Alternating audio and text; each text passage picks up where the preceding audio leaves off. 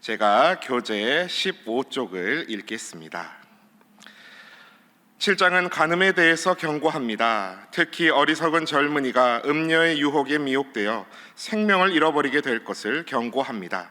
미련한 자는 마치 소가 도살장으로 끌려가는 것 같이 자신의 생명을 잃어버리는 줄도 모르고 성적인 유혹에 이끌려갑니다. 이러한 미련한 자를 향하여 음녀의 길에 미혹되지 말고 스올의 길 사망의 방으로 내려가지 말 것을 거듭 경고합니다. 이를 위해 지혜를 마음에 새기며 하나님의 법을 따라 살 것을 요청합니다. 하나님의 자녀들의 마음판에 지혜를 새기고 명철을 가까이 할 때에 음녀의 유혹에 빠지지 않게 되며 간음으로부터 보호받게 됩니다. 오늘 7장의 말씀은 계속해서 내 아들아로 시작하며 계명을 지키며 내 손가락에 매며 내 마음판에 새기라. 지혜에게 너는 내 누이라, 너는 내 친족이라 하라고 계속해서 말씀해 오는 하나님의 법과 계명, 하나님의 지혜를 가까이 하라고 다시금 계속해서 강조합니다. 그리고 그래야 하는 이유를 오늘 5절에서 밝히는데요. 5절 말씀 보시면 이것이 너를 지켜서 음녀에게 말로 호리는 이방 여인에게 빠지지 않게 하리라. 지금 계속해서 잠언을 읽어오신 우리 신일의 성도님들은 이 음녀라는 단어가 초면이 아니실 겁니다. 일찍이 2장에서 그리고 5장에서 어제 6장에서도 이 음녀의 유혹에 대한 경고의 말씀은 계속되었기 때문이지요. 그제도 제가 말씀드렸는데 이 음녀의 유혹은 단순한 성적의 유혹으로도 보지만 그릇된 욕망을 향한 유혹으로도 또한 나아가 하나님이 아닌 이방신에 대한 유혹까지도 해석이 나아갈 수 있습니다. 오늘 7장은 바로 솔로몬이 한 장 전체를 활용하여 이 청자에게 경고하는 이 음녀의 유혹의 스페셜리스트 장입니다. 오늘 6절 말씀을 한번 주목하여 보십시오. 6절에서 7절 말씀입니다. 제가 봉독하겠습니다. 내가 내 집 들창으로 살창으로 내다보다가 어리석은 자 중에 젊은이 가운데에 한 지혜 없는 자를 보았노라. 아멘. 7절의 이 말씀을 원어로 보면 나는 보았노라로 시작됩니다. 마치 드라마의 한 장면을 보듯 생생히 묘사되는 장면이지요. 8절에서 9절 말씀을 우리 오늘 다 함께 봉독하시겠습니다. 8절에서 9절 말씀입니다. 시작. 그가 거리를 지나 음녀의 골목 모퉁이로 가까이 하여 그의 집 쪽으로 가는데 저물 때 황혼 때 깊은 밤 흑암 중에라. 아멘. 그래서 오늘 첫 번째 기도 제목은 인생의 어둠 가운데서도 내 마음을 지켜주옵소서라고 기도하시겠습니다. 인생의 어둠 가운데서도 내 마음을 지켜주옵소서. 말씀이 때가 어느 때라고 이야기합니까? 저물 때, 황혼 때, 깊은 밤, 흑암 중에 점차적으로 점점 어두워가는 시간을 묘사합니다.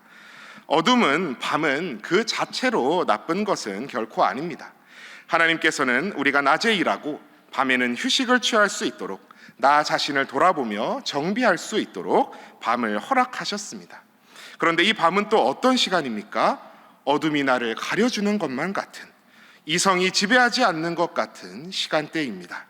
그래서 유흥가는 밤의 불야성인 법이고 밤에 쓴 글, 연애편지, 카톡 등 아침에 읽어보면 어휴 이게 뭐야 하면서 다 찢어버리게 됩니다. 이 젊은이가 어둑해지는 시간 어디를 갑니까? 저녁 수요기도에 기도하러 가나요? 아니요.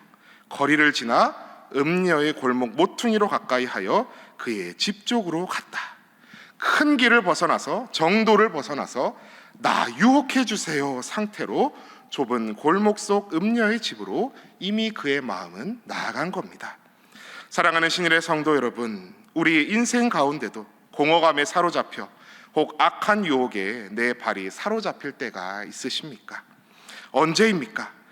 제가 지난 설교에서도 말씀드렸지 않습니까? 내 속이 허할 때, 배고플 때, 비어있을 때 라면의 유혹이 더 강렬한 것처럼 우리의 영이 하나님의 말씀으로 채워지지 않고 비어있을 때 그 유혹은 더 강력한 법입니다. 우리 속에 하나님의 말씀이 채워져 있지 않을 때, 그러니 인생의 무게추가 가볍게 덜렁거릴 때 우리는 어둠으로 향하기 쉽다는 것이지요. 잘 아시는 시편 119편 105절은 이렇게 말씀합니다. 주의 말씀은 내 발의 등이요 내 길의 빛이니이다. 시편까지 갈 것도 없습니다. 우리가 어제 읽었던 6장 23절의 말씀을 주목하여 보십시오.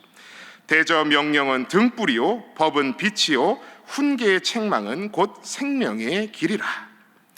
우리 인생에 어둠과 같이 쓸쓸하고 공허한 순간 있을지라도 하나님의 말씀을 등불이요 빛으로 삼을 때에 어둠에 삼키워지지 않고 도리어 그 어둠을 밝히 비추는 능력이 있을 줄 믿습니다. 어둠 가운데 빛으로 오신 주님 닮아 세상의 빛 되셔서 오늘도 말씀으로 내 마음 지키시며 나아가시는 사랑하는 모든 성도들, 저와 여러분 다 되시기를 축복합니다. 오늘 10절에서 드디어 한 여인이 등장을 합니다. 10절부터 12절 말씀입니다. 그때 기생의 옷을 입은 간교한 여인이 그를 맞으니 이 여인은 떠들며 완악하며 그의 발이 집에 머물지 아니하여 어떤 때에는 거리, 어떤 때에는 광장, 또 모퉁이마다 서서 사람을 기다리는 자라. 그 여인은 기생의 옷을 입었답니다. 나중에 나오지만 이 여인은 남편이 있는 유부녀입니다. 그런데 기생의 옷을 입었다는 것은 그만큼 신분에 맞지 않는 화려한 옷으로 치장했거나 너울로 자신의 얼굴을 가리웠다는 뜻입니다. 그 여인은 떠들썩하며 완악하며 도대체 집에 머물지 못하며 거리, 광장, 모퉁이마다 서서 사람을 기다리는 맹수와 같은 자라고 합니다. 근신하라 깨어라 너희 대적 마귀가 우는 사자와 같이 두루다니며 삼킬 자를 찾나니. 그야말로 우는 사자와 같이 삼킬 자를 찾는 대적 마귀의 모습입니다. 그런데 그의 겉모습은 어떠합니까? 화려하고 매력적인 요염한 여인의 모습입니다. 13절에서 15절 말씀을 주목하여 보십시오. 그 여인이 그를 붙잡고 그에게 입맞추며 부끄러움을 모르는 얼굴로 그에게 말하되 내가 화목제를 드려 서원한 것을 오늘 갚았노라. 이러므로 내가 너를 맞으려고 나와 내 얼굴을 찾다가 너를 만났도다. 세상에, 이건 운명적 만남이다. 내가 하나님 앞에 화목제를 드려 거리낄 것이 없는 날, 바치고 나온 제물로 인해 나누어 먹을 것이 넘치는 날이다. 너를 맞으려고 나와 네 얼굴을 찾다가 너를 만났다 라고 감히 하나님까지 팔며 유혹합니다. 세상에, 오빠 만난 것 오늘 운명인가 봐, 이러고 있는 거죠. 권사님들은 감정이입이 잘 안 되시죠. 제비 같은 남자가 와가지고 사모님과 만난 것 제 인생의 운명이에요. 제비 한 마리 키우시죠 이러면서, 제가 제비와는 영 정반대 비주얼이라 이입이 잘 안 될 것 같아 죄송합니다. 오늘 16절에서 17절의 말씀을 우리 다 같이 함께 봉독하시겠습니다.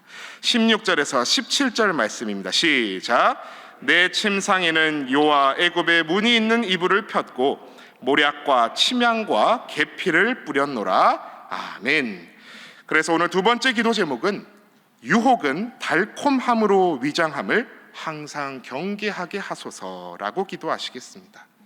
유혹은 달콤함으로 위장함을 항상 경계하게 하소서.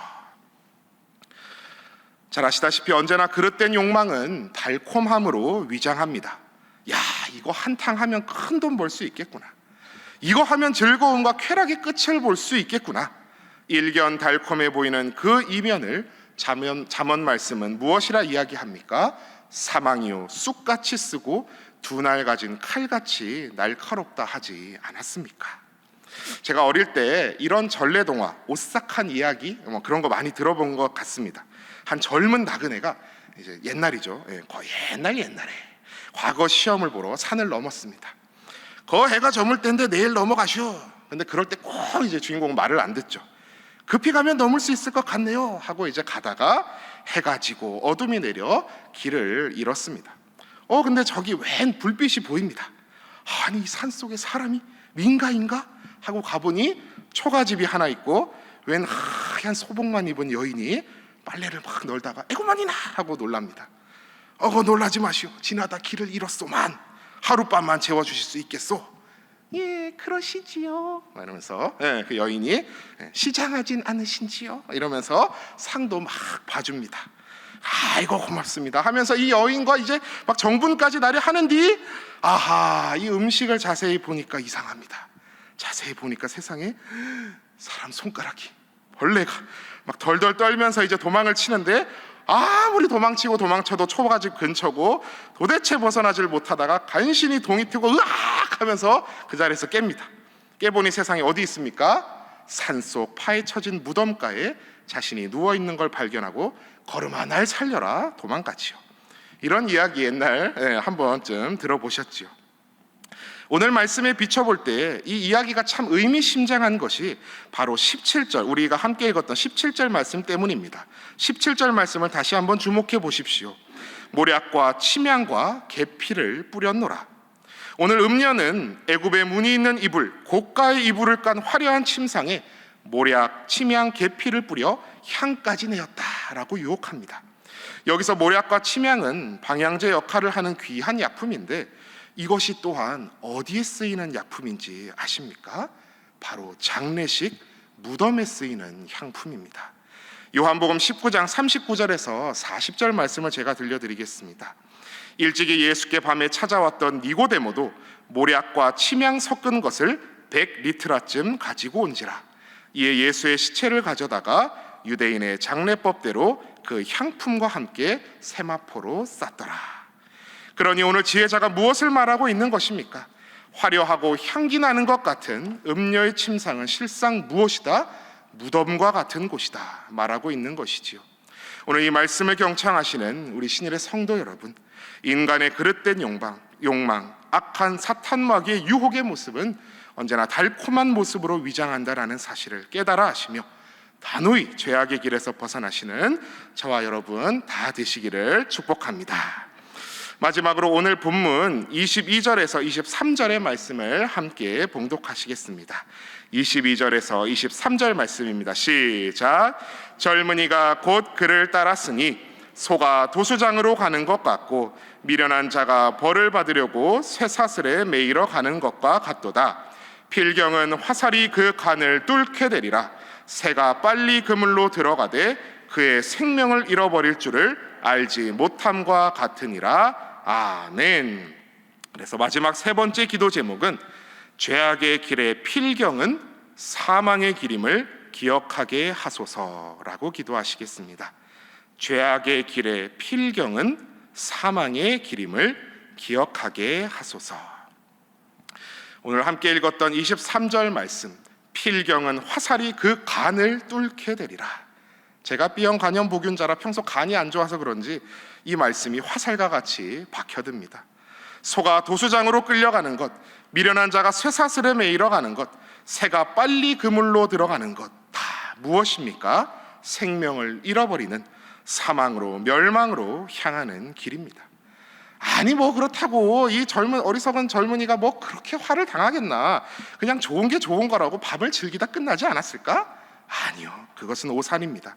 음녀가 뭐라고 19절에서 20절 말씀에서 유혹했습니까? 19절에서 20절 말씀 주목해 보십시오.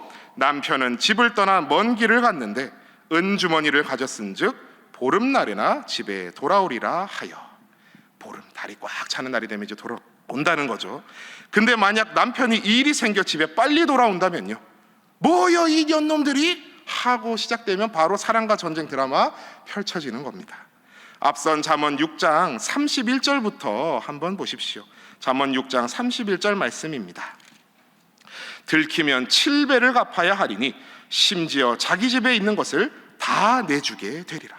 재물을 다 잃습니다. 32절 말씀입니다. 여인과 간음하는 자는 무지한 자라. 이것을 행하는 자는 자기의 영혼을 망하게 하며 영혼이 망한답니다. 33절입니다. 상함과 능욕을 받고 부끄러움을 씻을 수 없게 되나니 상함과 수치를 당하게 됩니다. 34절에서 35절입니다. 남편이 투기로 분노하여 원수 갚는 날에 용서하지 아니하고 어떤 보상도 받지 아니하며 많은 선물을 줄지라도 듣지 아니하리라. 용서받지 못할 처지에 목숨마저 빼앗길 지경에 이릅니다. 오늘 함께 읽었던 본문 7장의 마지막 절 27절 말씀을 주목해 보십시오. 그의 집은 스올의 길이라 사망의 방으로 내려가느니라. 사랑하는 신일의 성도 여러분, 죄악의 길의 마지막이 어찌 되는지 여러분은 다 들으셨습니다. 죄의 삭은 사망이라 로마서는 말씀합니다. 그러나 우리 가운데 구원의 길이 있습니다. 그것은 오늘 잠언 말씀이 이야기해 주는 것과 같이 하나님의 말씀이요 지혜입니다. 나아가 하나님의 지혜의 결정판인 십자가의 복음입니다. 하나님이 세상을 이처럼 사랑하사 독생자를 주셨으니 이는 그를 믿는 자마다 멸망하지 않고 영생을 얻게 하려 하심이라. 아멘. 오늘도 말씀이 육신이 되어 이 땅에 오신 예수 그리스도를 우리의 유일한 구원자로 붙드시며 그 모든 말씀을 내 발의 등불과 같이 지켜드셔서 삶의 길에 걸려 넘어지거나 소울의 길로 빠지는 일 없이 평탄히 하나님과 동행하시는 우리 모든 신일의 권속들 다 되시기를 축복합니다. 이 시간 우리 함께 기도할 때에 앞서 나눈 기도 제목과 같이 첫 번째로는 인생의 어둠 가운데서도 말씀의 빛으로 내 마음을 지켜 주옵소서 기도하시고, 두 번째로 유혹은 달콤함으로 위장함을 항상 우리가 경계하게 하소서 기도하시고, 세 번째로 죄악의 길의 필경은 그 끝은 사망의 길임을 기억하게 하소서 기도하시고, 또 내일 기쁨의 주일을 위해서 준비하는 모든 사역자 직분자들, 말씀 준비하시는 위임 목사님 위해, 또 함께 성전을 쓸고 닦는 신일 깔끔이 위해서, 또 각자 가지고 계신 모든 기도 제목들 놓고 함께 기도하며 나아가시겠습니다. 주여 믿습니다. 주여 믿습니다. 주여 믿습니다.